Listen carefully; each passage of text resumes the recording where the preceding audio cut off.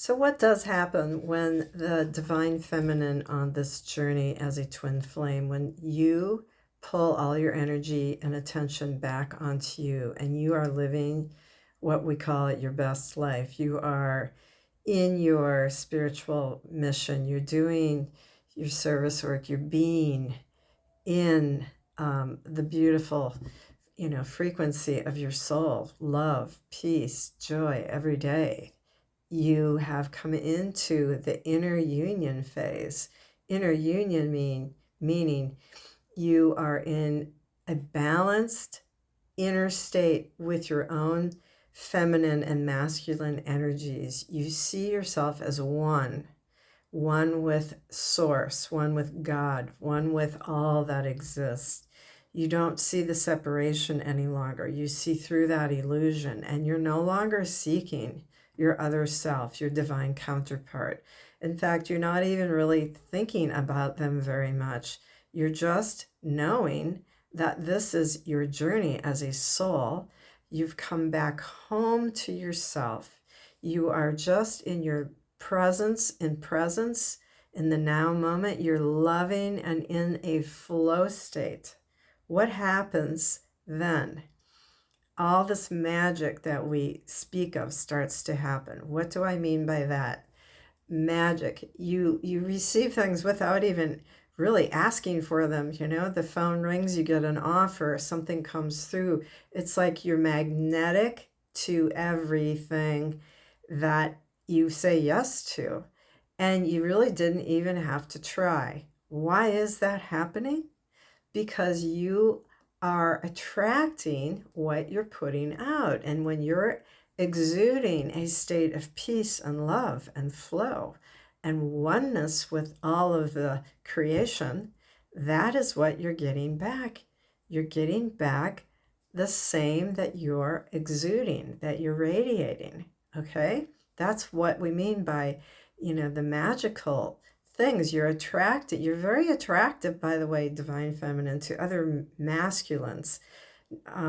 They notice your energy. They come out of, they just appear. They seem to appear out of nowhere, or they'll be walking by, or they're in a store and they make a beeline for you. This happens over and over when you are in your most magnetic field of just being the love that you are. And there's you will know.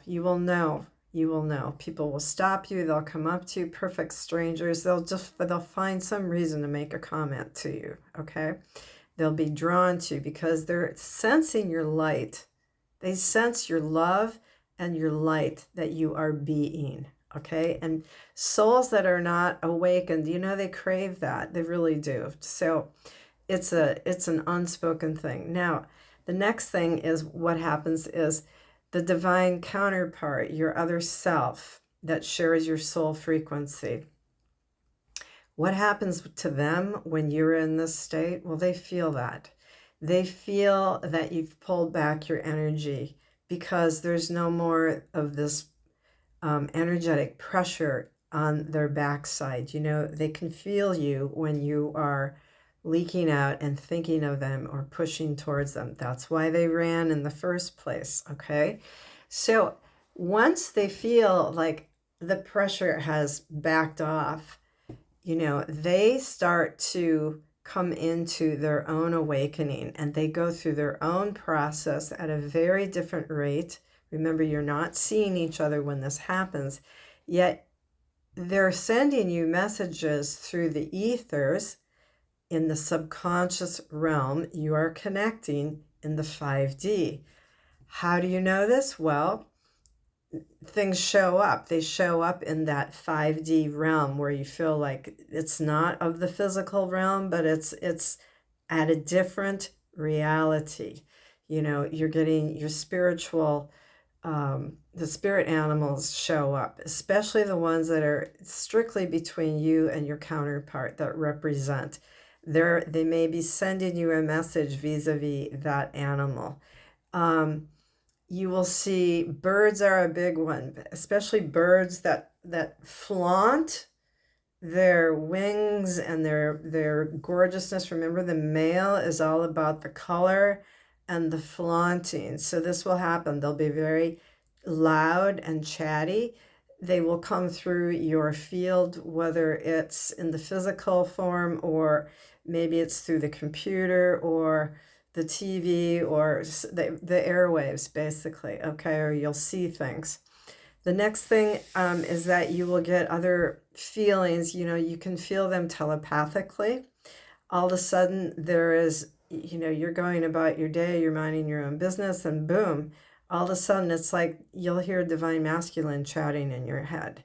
And you'll go, well, what is that? That's just a little weird. Or you'll feel them next to you, you know, in the room.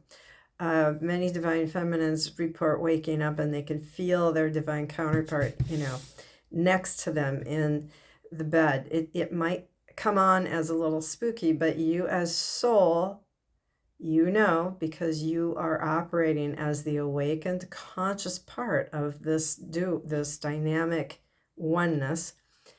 You as soul know what's going on. You just automatically know. How? Because you have that deep inner knowing. Okay, and then the other thing is that you'll feel pulling on your life force centers or the chakras. You'll feel pulling, you'll feel a pressure, let's say, on your heart chakra or on your throat chakra or on your solar plexus. Because remember, the divine masculine, they are operating in the lower three chakras in the physical 3D reality. So they're in their lower chakras. So you're apt to feel pressure there and you're coming into balance. You balance that energetic push that you feel. Whereas when they feel it, remember, they run. When they feel your energetic pressure, they run. They're nowhere around and they can't even think, they just don't even think about you. But when you have turned everything back onto yourself and you're doing all these things I've been speaking of, then they start to move towards you in the energetic and the physical. This takes a while for the 5D, for the 3D, the physical dimension to catch up to the 5D. Because remember, you're always one. You are energetically forever, ever, ever. There's no separation between you and your other self. It's the mind, remember, that sees that. The two physical bodies, the two physical forms, that takes a bit for the physical to catch up. And that's why it's ever so important, divine feminine, that when you feel the divine masculine's energy flaunting and trying to get your attention, you breathe, you come back to your center point, you come back to your true north, however you do that, you ground in, and you say, I know what this is. I am balancing and I'm realigning back to the energetic presence of my soul. I'm balancing the energy in my soul's frequency, okay? In the oneness frequency. And then you just keep going about whatever it was you were doing before you felt that energetic pull or pressure. All right. I hope that really clarifies some things for you, and let me know in the comments down below what topic you would like for me to address in the next video series. I send you a big hug today.